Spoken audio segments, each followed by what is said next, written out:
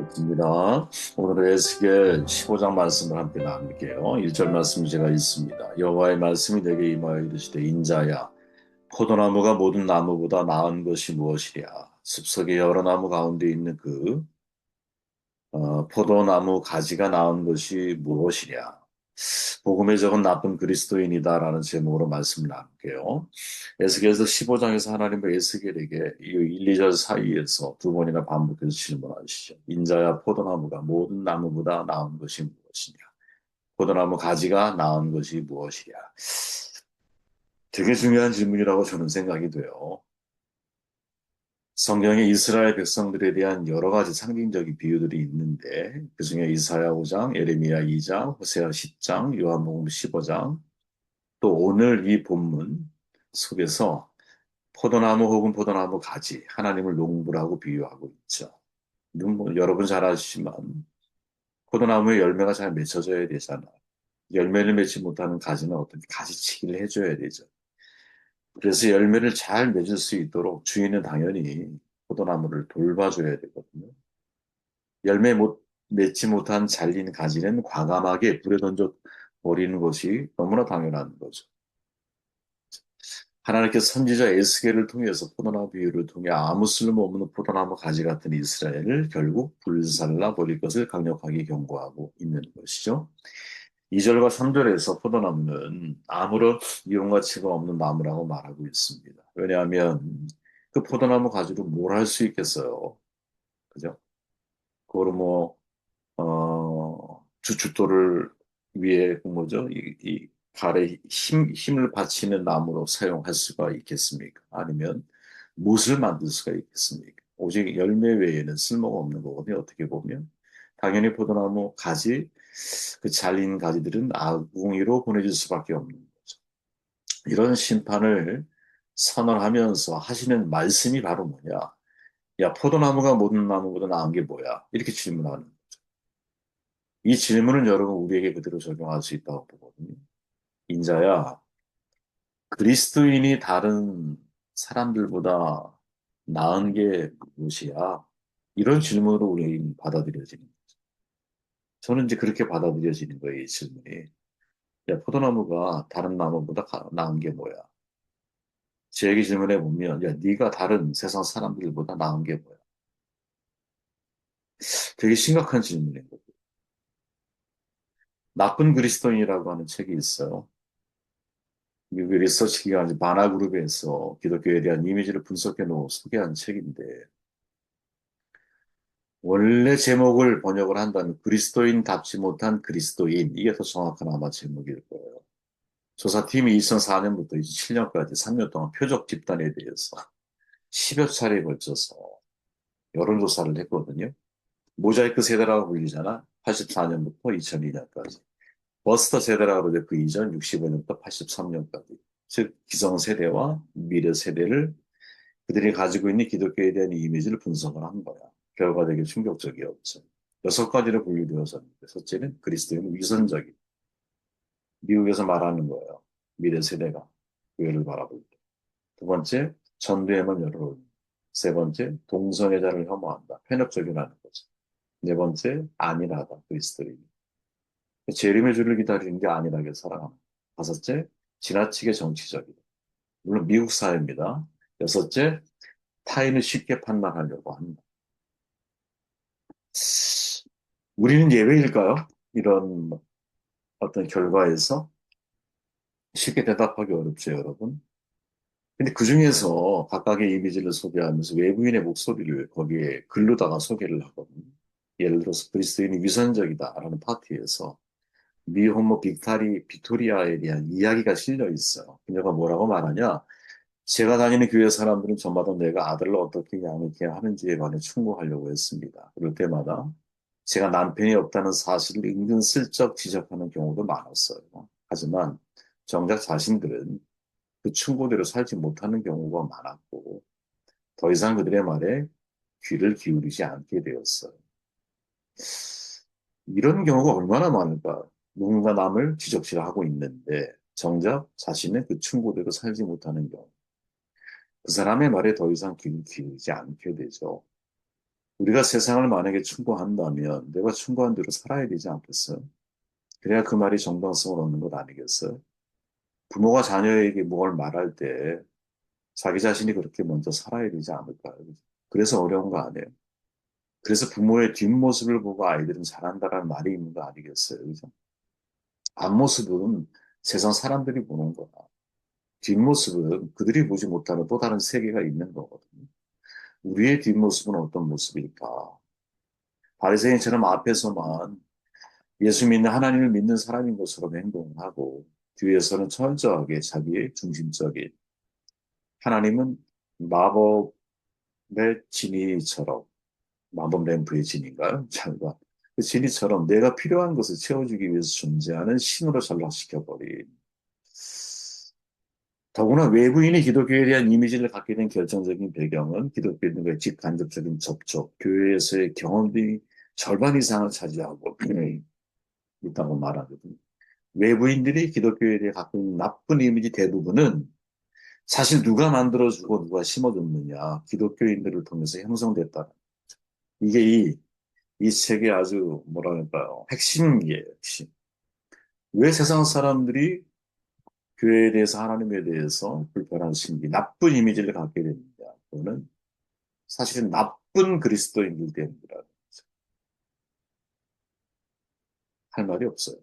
사실은. 왜 안티 기독교, 한국에서는 개독교라고 말하죠. 왜 이런 일이 벌어졌을까? 교황이 잘못했기 때문에 아니면 몇몇 소수의 목회자들이 실수했기 때문에 그런 게 아니라는 거예요. 더 저변이 확대되어 있는 거예요. 어떻게? 모든 그리스도인 가운데 나쁜 그리스도인들이 이런 정말 불편한 사회를 만들어 놓은 거죠. 1541년에 제네바 시위에서 칼빈이 초청했을 때 이 칼빈이 그 시의원들에게 뭐라고 말을 했냐면 이렇게 말했어요. 만약 여러분이 진심으로 나를 다시 부르시는 것이라면 여러분 가운데 만연해 있는 범죄와 성적 방탕함을 청산하십시오. 내 생각에 복음의 가장 큰 적들은 교황도 아니고 이단도 아니고 유혹하는 자들도 아니고 독재자도 아니고 바로 나쁜 그리스도인들입니다. 선한 행위가 없는 죽은 믿음이 무슨 쓸데가 있겠습니까? 484년 전에 한 말이거든요. 500년 전에. 그렇게 얘기하면 조선시대에 나온 말입니다. 이 말을 한국 교회에 그대로 적용해 본다면 교회의 가장 큰 적이 누구일까? 나쁜 그리스도인이 됩니다. 한국 교회 조금만 여러분 누군가에게 이렇게 비판적인 소리를 듣게 되면 특히 이제 뭐 MBC, SBS에서 한국 교회에 대한 비판적인 이야기 많이 했죠. 방송국에 대해서 신랄하게 비판하거든요. 실제로 그런 일을 우리가 했었죠. 그런데 기독교 자체적으로 여러분 자성 운동이 많이 있었잖아. 그중에 한 예가 기독교 윤리실천 운동본부 1989년에 세워져 가지고 2008년에 꽤 오래된 시간이죠. 한국 문화에 대해서 한국 교회에 대한 신뢰도 조사했었잖아. 그때 신뢰하는 사람이 18%, 신뢰하지 않는다가 48%. 10명 중에 2명만 신뢰하는 퍼센테이지를 20%밖에 안 되는 거지. 2년 전에 작은교회 운동연구소에서 지나가는 사람들에게 설문조사를 했거든요. 한국교회가 사회를 위해 좋은 일을 하고 있습니까? 이렇게 물었어요. 긍정이 4%, 부정이 84%. 교회가 사회 정화를 시키고 바르게 이끌어갈 수 있다고 생각하십니까? 긍정이 8%, 부정이 92%였어요. 얼마 전 크리스찬의 신문에서 이제 예장 합동 측에서 한국교회와 기독교인들의 이미지에 대해서 조사를 했는데 자연인의 눈에 비친 세상 사람의 눈에 비친 한국 기독교인은 이중적이고 이기적이고 사랑을 실천하지 않으면서 복만을 바라고 도덕, 윤리적 이것도 없는 조속한 인간.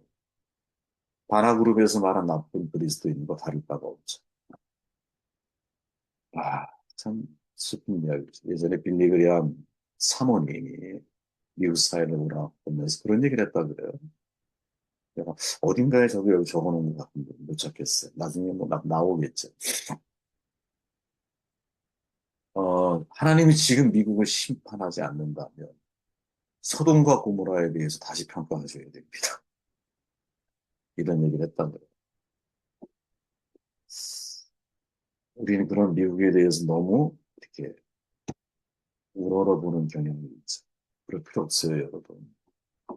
우리 한국 사회가 오히려 더 정말 빠른 속도로 더 발전하여 가고 있고, 한국 교회도 다른 어떤 교회들이 외국 수많은 서구 교회들이 겪어왔던 그런 진통을 똑같이 압축적으로 겪고 있거든요.